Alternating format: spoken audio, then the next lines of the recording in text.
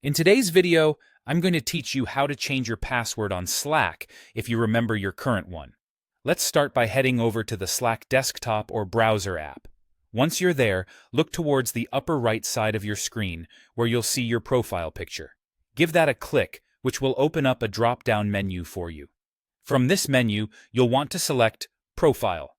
Your profile page will appear with various details about your account. Now look for a three dots icon, which usually signifies more options. Once you spot it, click on it to open another menu called Account Settings. Moving on to the next step, we need to focus on the password section. You'll find this section on the Account Settings page. Initially, it might be condensed, so what you need to do is click on Expand. This action will reveal more details about your password settings and any options related to changing it. After expanding the password section, you'll see a link that says Reset your password by email. Click on it. By doing so, you're choosing to receive an email from Slack with a secure link. This link is essential as it will guide you through the process of setting a new password. So, be sure to head over to your email inbox, and shortly after, you should find an email from Slack. If it doesn't show up in your inbox immediately, remember to check your spam or junk folder just in case it landed there by mistake. Once you locate the email, open it and click on the provided link. This action will redirect you back to Slack, where you'll have the opportunity to enter a new password.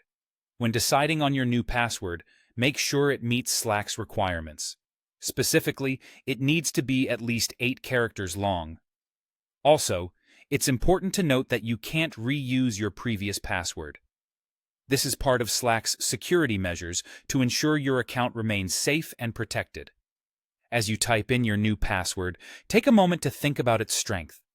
A mix of letters, numbers, and symbols can add an extra layer of security. Once you're satisfied with your new password choice, go ahead and confirm it by entering it again if prompted.